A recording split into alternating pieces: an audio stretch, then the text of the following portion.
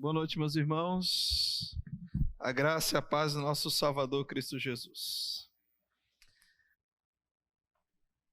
Feliz, mais uma quarta com Deus, onde o Senhor nos dá o privilégio de poder iniciar mais uma série de exposições bíblicas. Eu quero dizer para vocês que hoje nós daremos início a expor os salmos de romagem, ou os salmos de degrau. Você já ouviu falar do salmo de degrau?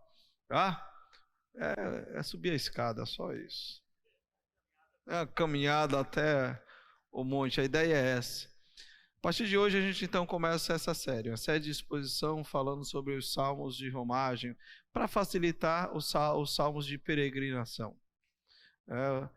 Que eram salmos cantados enquanto o povo de Israel ia em direção a Jerusalém para adorar a Deus. Hoje nós iremos olhar o primeiro salmo de romagem e eu convido você então a abrir a sua Bíblia no Salmo 120, Salmo de número 120. Esse salmo, como eu já vos disse, ele é um salmo onde era cantado. É um salmo onde as pessoas peregrinando iam em direção a Jerusalém, ou seja, quando eles cantavam esse salmo, quando nós lemos esses salmos, nós precisamos ter em mente a viagem que os israelitas faziam de toda parte para ir ao templo adorar a Deus. Então, quando você lê os 15 salmos, que são 15 salmos de romagem, sequencialmente falando, você precisa ter em mente justamente isso, os israelitas vindo de toda parte, que estavam espalhados, indo ao templo adorar a Deus nas festas anuais. Eles subiam ao templo pelo menos em três momentos anuais. E havia um especial que era chamado a Festa das Cabanas.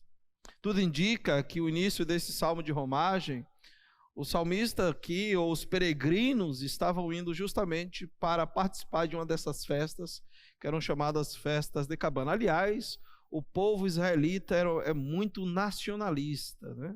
Você olha o Antigo Testamento, você percebe isso muito cravado na lei deles e também no coração deste povo. Era um povo festivo e um povo nacionalista. Tudo dentro da vontade soberana de Deus. Começamos o Salmo de Romagem, um dia especial da nossa nação. Hoje nós estamos aí, como o Gil já falou, olhando para essa data tão especial para nós brasileiros. Então, meus irmãos, eu queria ler o Salmo. É um Salmo, confesso para vocês, que à medida que eu ia lendo, eu falei, rapaz, que Salmo difícil. Complicado esse negócio aqui. Mas vamos começar por ele, né? Tomara que comece pelo difícil e termine pelo mais fácil. Depende do conteúdo da peregrinação, tem. Vamos lá? Vai dizer assim: eu clamo pelo Senhor na minha angústia e Ele me responde. Senhor, livra-me dos lábios mentirosos e da língua traiçoeira. O que Ele lhe dará? Como lhe retribuirá, ó língua enganadora? Ele a castigará com flechas afiadas de guerreiro, com brasas incandescentes de sândalo. Ai de mim, que vivo como estrangeiro em Meseque, que habito entre as tendas de Quedar. Tenho vivido tempo demais entre os que odeiam a paz. Sou um homem de paz, mas ainda que eu fale de paz, eles só falam de guerra. Tão próprio para o tempo de hoje esse salmo, não? Eu falei, não é possível, deve ser soberania de Deus. Não sei se os irmãos perceberam, o dia hoje foi um tanto quanto tumultuado nas redes sociais. Meu Deus, que loucura! E eu confesso para os irmãos que Deus hoje foi muito bom comigo, que hoje o computador deu pau, o celular deu pau e era para eu não ver nada. Mas ainda percebi algumas coisas, o coração de algumas pessoas meio agitadas, diante de um fato em que nós comemoramos a independência, porém Tem sido conflitante o tempo em que estamos vivendo na nossa nação. Tem sido de uma polarização que é de pesar o coração, e nós como cristãos precisamos guardá-lo. Guardá-lo para não perder a razão, para não perder a realidade de vida que Deus quer que tenhamos no Senhor, uma vida cristocêntrica. Como o pastor falou aqui, quem vai solucionar o problema do mundo, da nossa nação, não é homem, é Deus, na pessoa do Cristo e da sua igreja. Isso precisa ficar bem claro para nós. Então você percebe o Salmo falando de peregrinos que estavam em direção a Israel para adorar a Deus. Algumas informações que são importantes para nós. Primeiro, queridos, todos esses salmos eles são cantados sequencialmente. A ideia é, enquanto estavam peregrinando, eles iam então adorando a Deus. Esses salmos eram cantados ao chegar no templo, ao chegar no lugar de adoração. Tanto o Salmo 120 como até o Salmo 134, eles cantavam, não apenas no contexto da peregrinação, mas cantavam também na realidade do templo. Eles cantavam aquilo que eram vivenciados por eles. E é muito interessante observar que o quadro pintado, especialmente no início do saltério, aqui no início da peregrinação, vislumbra os israelitas que exatamente estavam sendo exilados. A maioria dos salmos de romagens são compostos pós-exílio. Quando este povo está espalhado, este povo está distante da terra, e eles voltam para o lugar de adoração que é Jerusalém, que era a capital mundial de adoração. Jerusalém, todo judeu voltava pelo menos 3 vezes ao ano para estar celebrando e adorando a Deus em Jerusalém. Então esse é o cenário, esse é o quadro pintado pelo salmista, relembrando ou lembrando justamente o povo que pós-exílio está agora voltando para a adoração. Especificamente esse salmo aqui, o Salmo 120, é um salmo que possivelmente está sendo composto depois da invasão assíria em 722, onde derrotou o povo de Israel e levou a maioria destes para o cativeiro assírio. E a partir daqui eles estão cantando, adorando a Deus. Veja, queridos, que o salmo, no seu contexto, não apenas este salmo, mas os outros salmos, no seu contexto, eles vão falar de locais onde eles moram. Por exemplo, esse salmo aí falam de 2 locais, onde eles possivelmente habitavam. Quais são os 2 locais que eles falam? Verso 5, ai de mim que vivo como estrangeiro em Meseque, que habito entre as tendas de Quedar. São 2 lugares distantes de Israel, longe de Israel, onde este povo habitava, onde esse povo ia. Então, quando a gente nota o contexto de cada salmo, percebe que eles citavam localidades distantes, como eu acabei de ler, Meseque e Quedar. A terra de Meseque era localizada em uma região montanhosa, a sudoeste do Mar Negro, ao norte da Síria, muito distante de Israel, e era habitada por gente marcada por agressividade e por paganismo. E Deus agora permite que o seu povo está morando no meio desse povo, e eles saem desta região peregrinando para ir adorar a Deus. Quedar, alguns estudiosos dizem que ficava mais próximo da Arábia, outros dizem que ficavam ao sul da Palestina e que eram pastores nômades que habitavam a região de Quedar e que viviam em tendas, e cujos guerreiros que trabalhavam para esses pastores eram arqueiros habilidosos e famosos e terríveis com as suas flechas para atingir o alvo. É por isso que faz sentido o salmista dizer de que a língua mentirosa e bajuladora o Senhor castigará com flecha de sândalo, que era a ideia do zimbro. Na verdade, essa sândala que era o zimbro. Lembra quem foi que pediu, que deitou debaixo de um zimbro e desejou a morte, irmãos? O zimbro era uma planta que crescia no deserto, crescia alto. Então eram feitas flechas com zimbro. E aí o texto vai dizer de que o Senhor dará o castigo devido a quem não usa muito bem a sua língua. Graças a Deus que no nosso contexto a gente usa muito bem a língua, né, irmãos? Então não há castigo devido, né? Amém, irmãos? Vou beber água, porque talvez a língua não, mas os dedos.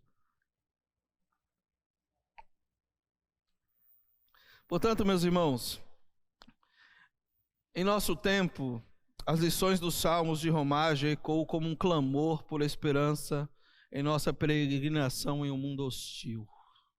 Nós, como salmista e como aqueles que estavam andando em peregrinação, compondo os cânticos de romagem, estavam vivendo em um mundo hostil, como nós também estamos vivendo em um mundo hostil. Eu quero falar com vocês nessa noite como viver em um mundo hostil, como lidar com as dificuldades da vida, assim como o Salmo nos apresenta, o que fazer, quais eram as atitudes dos servos de Deus, quais eram as atitudes do peregrino que estava indo adorar a Deus diante de um mundo hostil e diante de uma sociedade corrompida, diante de um mundo que não queria saber daquele povo. O que fazer?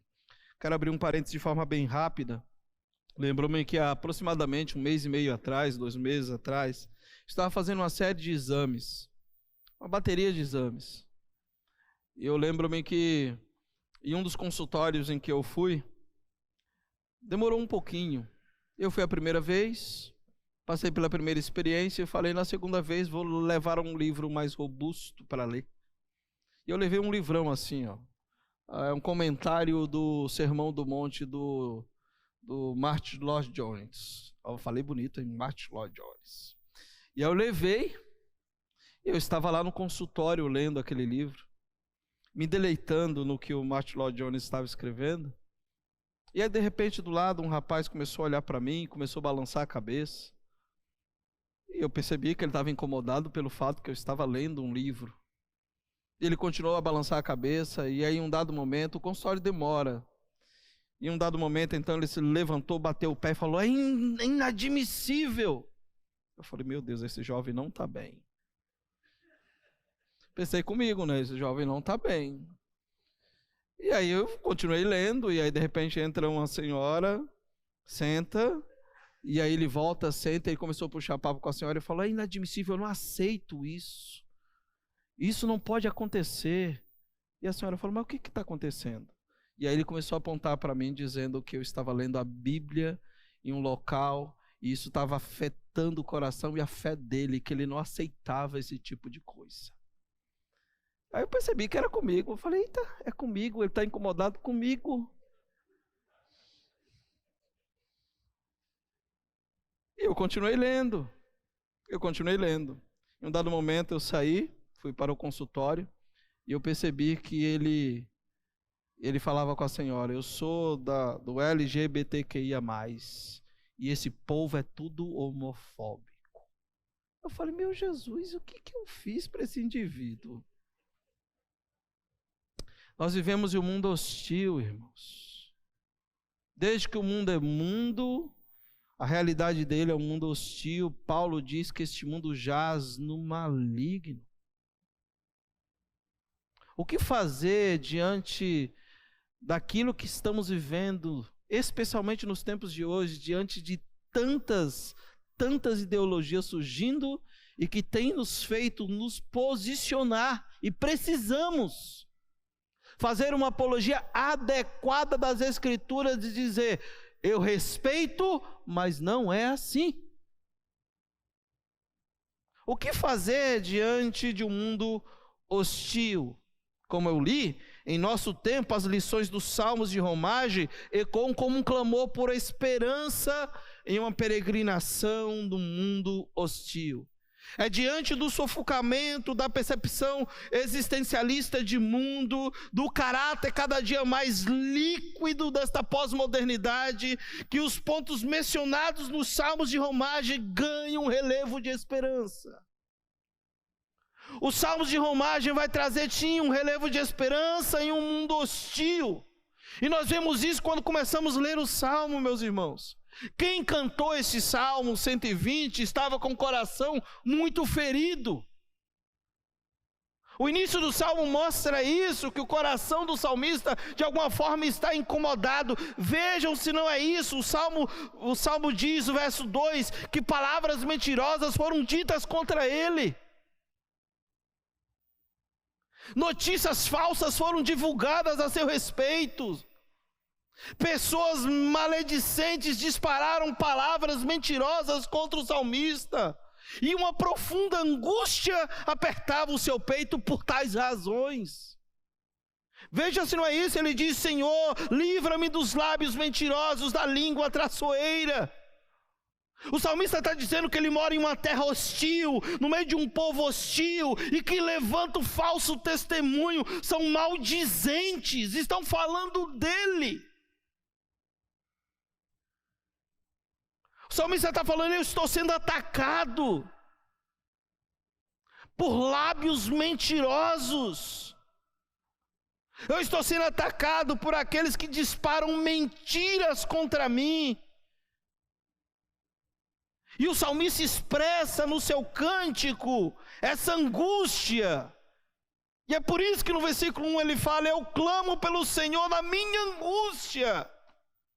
Porque estão falando de mim, contra mim, mentindo, sendo injustos.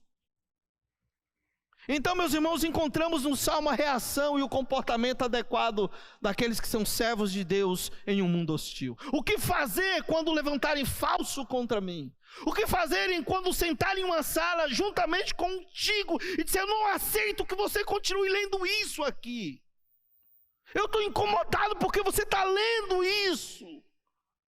O que fazer quando pessoas começarem a nos atacar pelo fato de simplesmente dizermos que somos cristãos?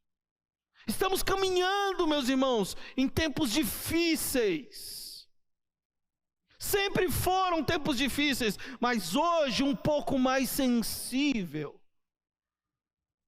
Onde não podemos nos manifestar, mas precisamos, como cristãos genuínos, precisamos nos manifestar diante de um mundo hostil, corrompido, que tem andado a passos largos para distante do Senhor. Então nós encontramos nesse salmo a reação do salmista. E qual é o comportamento desse salmista ou desse servo, que é um comportamento adequado diante de um mundo hostil? Eu vou retribuir a altura? O que farei? O salmista nos ensina. 2 lições bem breves, eu acho extraordinário. O que fazer diante do mundo hostil? A pergunta é: o que o salmista fez com a angústia que agitava o seu coração? Quando ele diz que a angústia do seu coração estava tomando conta dele, o que fazer? E a primeira coisa que nós aprendemos de forma bem simples, irmãos, bem simples, é o que nós estamos fazendo hoje. Nós precisamos clamar ao Senhor. Nós precisamos nos voltar para Deus, para o nosso Salvador, e pedir socorro. O salmista pediu a ajuda dos céus, não foi dos homens. O salmista não pediu a ajuda de A, B ou C. O salmista, em primeiro lugar, recorreu ao Senhor, ao seu Deus, e disse: Senhor, eu clamo a Ti na minha angústia, eu sei que o Senhor me responde. Eu sei, Senhor. Então, meus irmãos, em tempo de angústia, em tempos de dias difíceis, em tempos de perseguição, em viver em um mundo hostil, na contramão de tudo aquilo em que a sociedade tem pregado, nós precisamos clamar ao Senhor. Ele é a nossa justiça, é o nosso Senhor, é Ele que julga a minha e a sua causa. Nós precisamos colocar diante do Senhor as injustiças do meu e do seu coração, confiando em Deus, não pedindo retribuição, mas pedindo ao Senhor: Deus, me ajuda, socorro somente no Senhor. Busque em Deus. Quando você se sentir ofendido, quando você se sentir ferido, angustiado, está no Senhor a minha e a sua resposta. Pare um pouco, reflita, você é crente. Amém, irmãos? Você é crente em Jesus Cristo. Eu vou voltar a frisar: Estamos em um ano de eleição. Daqui a poucos dias tem as eleições. Cumpra o seu dever, mas respeite seu irmão. Ah, pastor, mas eu não falo. Não fala, mas pensa.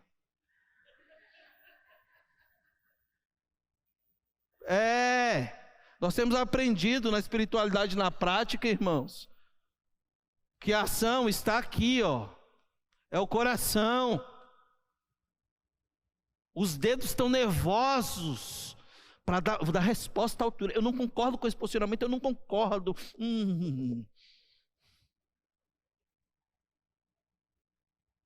Por favor, antes de você olhar para qualquer realidade partidária, olhe para o seu coração. Você já tem um partido, é Cristo. Entenda isso. Diante de um mundo hostil, nós não precisamos entrar na realidade daquilo que a sociedade diz que devemos ser. Nós não somos, nós já temos uma identidade em Cristo. Então cuidado. Eu sou de não, eu sou de Cristo. Cumpro o meu dever e respeito o seu. É isso que deve ser o nosso comportamento. Confesso, irmãos, que nas últimas eleições para a presidência eu fiquei muito triste com o comportamento dos irmãos da igreja, se atacando, se ferindo, se degladiando.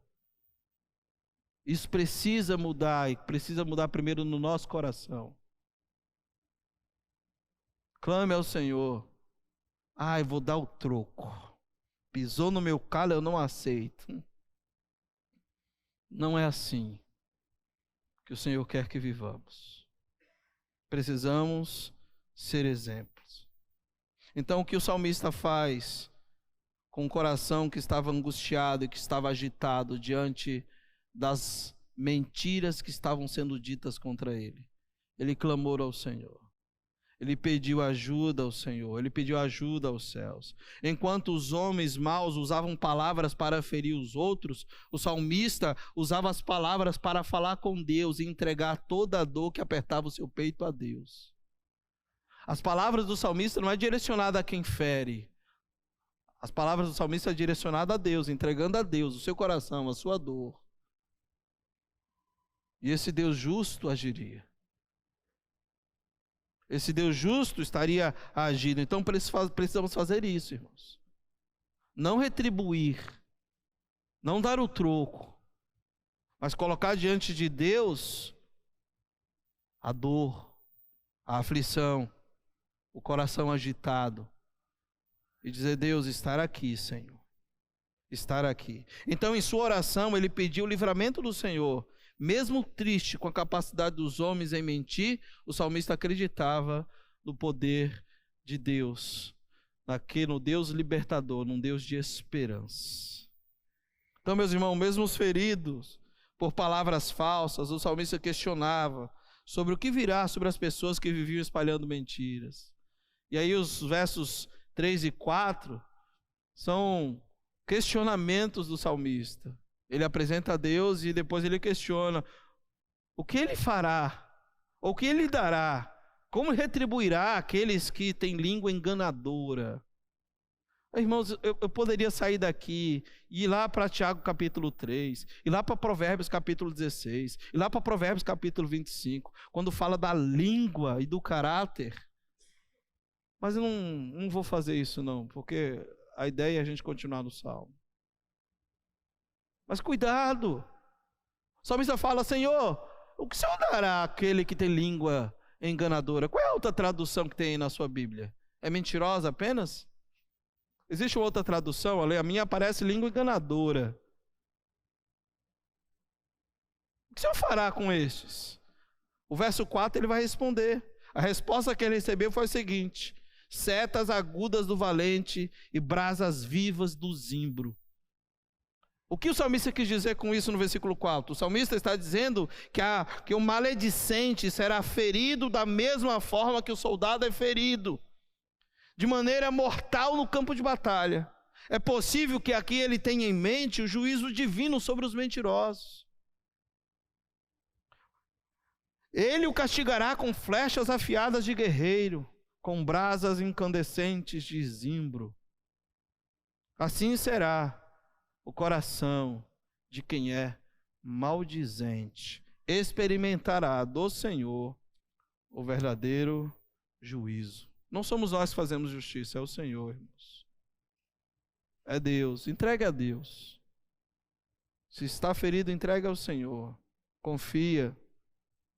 E não se precipita. Guarde seu coração, para que você também não perca o coração. Portanto, clame a Deus. Apresente ao Senhor todas as circunstâncias. Tudo aquilo que porventura você não tiver sabendo lidar. Diga a Deus, essa é a dor do meu coração. A minha alma está angustiada. Eu clamo a Ti. Eu coloco diante de Ti. Veja, queridos, que a circunstância angustiosa levava os israelitas a clamarem a Deus a fim de serem protegidos e preservados. E o que é mais maravilhoso é notar que, apesar de estarem no exílio, por causa do pecado e da infidelidade, o Senhor não os abandonou à própria sorte. Deus continuava ouvindo a oração do seu povo. Deus continuava ouvindo o clamor dos israelitas, que os trazia de volta à sua terra, para continuarem prestando culto ao Senhor.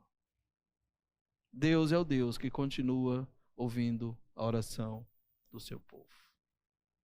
Ele não mudou. Ele contempla as angústias do coração e continua ouvindo a nossa oração. Qual é a segunda lição? Primeira é essa: em tempos de angústia, em tempos do coração angustiado, clame a Deus, peça socorro aos céus e não a homens. Confie no Senhor e não em homens. Apresente a Deus a sua vida e não a homens. Então, o que o salmista faz com a angústia que agitava o seu coração? Segunda lição, a gente vê que o salmista está cansado do mundo.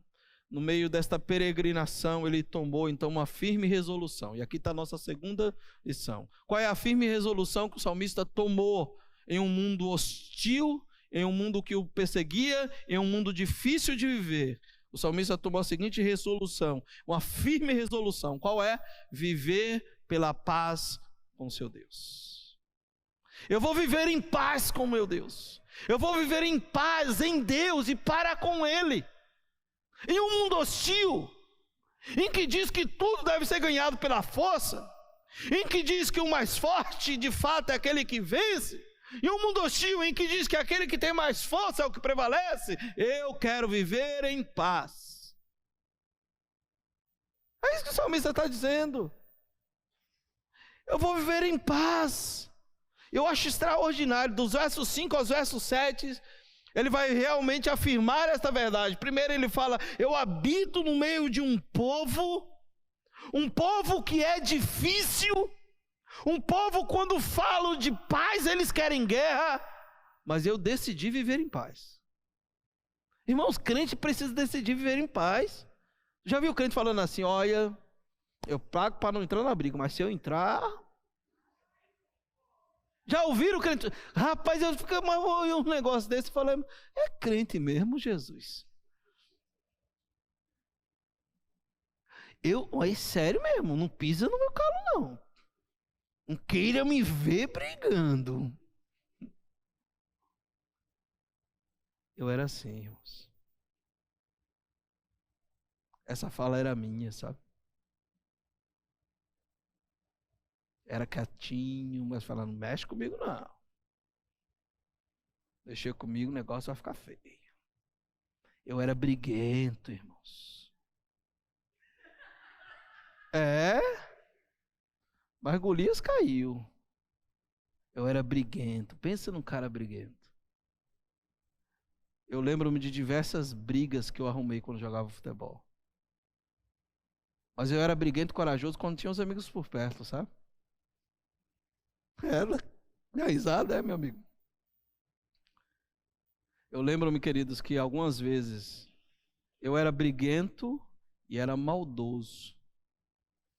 Algumas vezes jogando, eu agredia os caras sem bola. Eu dava soco nos caras. Escanteio, eu tinha que ficar no primeiro pau. A bola viajava, eu subia e batia no rosto dos caras. Quantas vezes eu fiz isso? Não tinha VAR? Mas não tinha VAR, mas os caras brigavam. Quebravam um pau miserável, irmãos. Eu lembro uma vez no Guarujá, disputando um campeonato no Guarujá, que a gente estava jogando contra o Corinthians, e eu arrumei uma briga feia. E os caras começaram a brigar, sabe o que eu fiz? Fui pro banco tomar Gatorade, o pau quebrando. E quem arrumou a briga fui eu. Irmãos, prefira viver em paz, com Deus e em Deus. Olha o versículo 6. Há muito tempo a minha alma ali habitava com os que odeiam a paz. Essa é a tradução, revista atualizada. Há muito a minha alma ali habitava com os que odeiam a paz. Ou seja, ele está falando que quando os israelitas tentavam buscar a paz, eram ainda mais odiosos e perseguidos. Olha o verso 7, ele fala: eu amo a paz, mas quando eu digo isso, eles se inclinam para a guerra. Você já ouviu isso? Já viu isso? Quando você não quer revidar, quando você simplesmente recebe a ofensa e não revida, prefere dar o outro lado, literalmente como Jesus ensinou no Sermão do Monte, recebendo a ofensa, sofrendo o dano, e o outro lado não aceita. Não é possível que ele não vai brigar. Eu prefiro viver em paz. É isso que o salmista está falando. Eu vivia no meio de um povo, tempo demais, em que eles odiavam a paz. Eu sou um homem de paz, mas ainda que eu fale de paz, eles só falam de guerra. Parece o que você está vendo hoje, irmãos. É que eu sou... você deveria ser...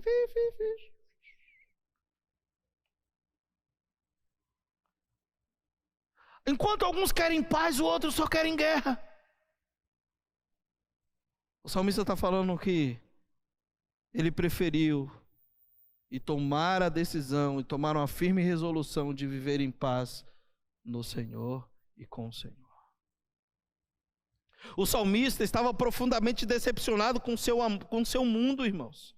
Ele estava cansado das mentiras, daquilo que estava sendo dito ao seu respeito, das propagandas enganosas. Por isso ele lamentou profundamente ter que viver como um peregrino em Meseque, ter que viver como um morador nas tendas de Quedar. Nós somos esse peregrino em um mundo hostil, que vivemos no meio de um povo hostil, especialmente no tempo de hoje. Mas você e eu precisamos tomar a atitude do salmista. Quando você estiver cansado do mundo e nessa peregrinação decidir viver como salmista, decida. Qual foi a decisão do salmista? Eu vou viver em paz com Deus, ainda que as condições fossem contrárias. O salmista mantinha a esperança de que o Senhor, por sua graça, por sua soberania, inverteria a situação e lhe daria paz. Ele buscava paz, a paz em Deus. Portanto, meus irmãos, precisamos aprender, sim, que no Senhor, pessoas decepcionadas podem encontrar um caminho de libertação das amarguras, das angústias e das mentiras, quando decidirem viver em paz em Deus. Viver em paz com o Senhor. Quais são esses caminhos, ou qual é esse caminho para viver em paz? Que caminho é esse? É o caminho de todo peregrino. Qual é o caminho de todo peregrino? Céu. Qual era o caminho do peregrino que estava distante da sua terra? Para onde que eles estavam indo? Que lugar eles estavam indo? Indo para onde? Para Jerusalém adorar quem? No templo? Deus.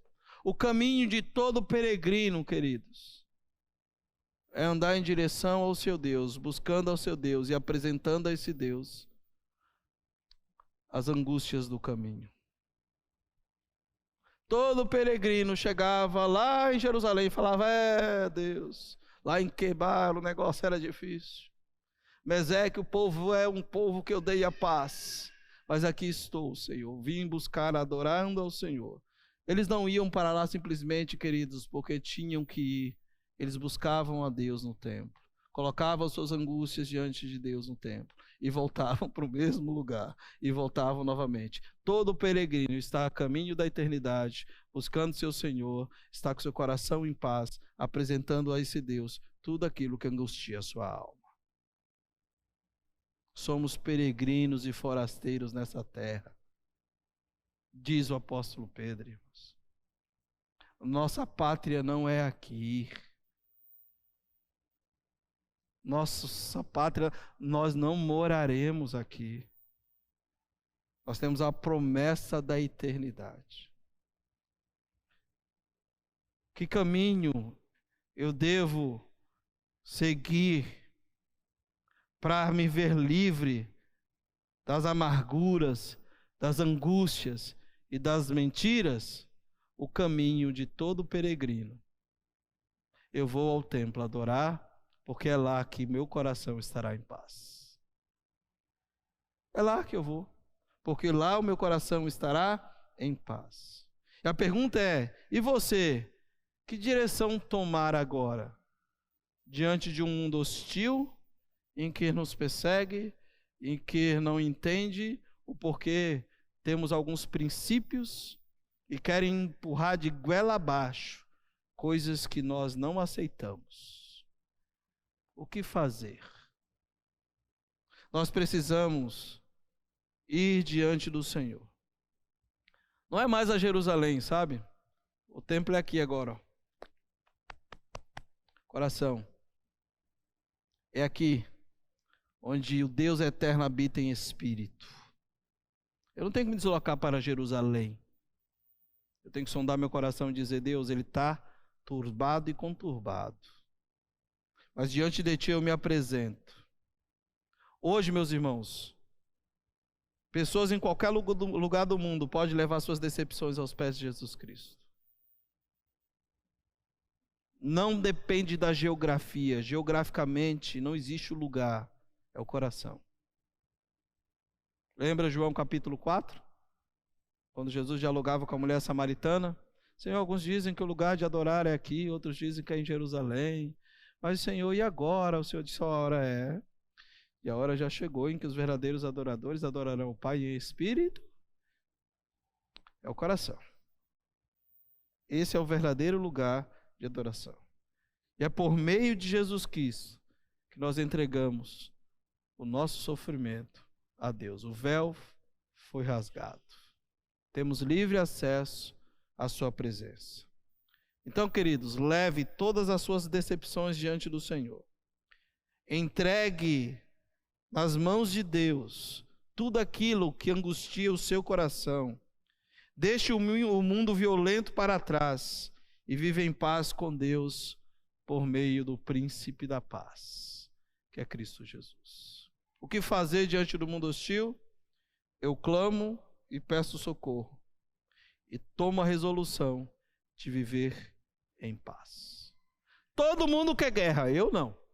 Por quê? Porque eu sou do exército do príncipe da paz. Eu habito lá. Meu reino não é aqui. Aliás, estou num reino em que o reino é um reino de paz. E quem reina é o Senhor. Estou nesse reino porque alguém que um dia fundou esse reino, fundou por um ato de amor. E me inseriu nesse reino pela uma ação de amor. Esse reino é o reino do amor. Esse reino é o reino da paz. Esse reino é o reino da justiça. Não nossa, mas do rei do reino. Daquele que reina, daquele que está no trono, não é nosso. Nós somos apenas súditos desse rei, que se esforçamos para viver em paz, que se esforçamos para agradar o rei, e que diz: você precisa amar, mesmo Não merecendo, você precisa amar. Porque foi isso que eu fiz com você. Você não merecia. Você queria guerra, mas eu te amei. Você queria briga, mas eu te amei. Você merecia morrer, mas eu decidi morrer no seu lugar. Porque esse reino é um reino de paz e de amor. Em tempos de guerra, no mundo hostil, decida viver em paz. Com Deus e para Deus. Clame a Ele e peça ajuda quando o coração estiver angustiado. Que Deus nos ajude. Começamos hoje um degrau e chegaremos ao topo da montanha, como um bom peregrino, olhando para a realidade do Salmo, olhando para a realidade da peregrinação e dos exemplos que cada peregrino cantava e ensinava e nos ensina até o tempo de hoje. Primeiro degrau: viva em paz e peça ajuda para Deus. Ponto. Segundo degrau: queria muito, mas não serei eu. Levo meus olhos para o monte, de onde me virá essa coisa. Lindo, né? Eu queria, é tu? É tu, Alan?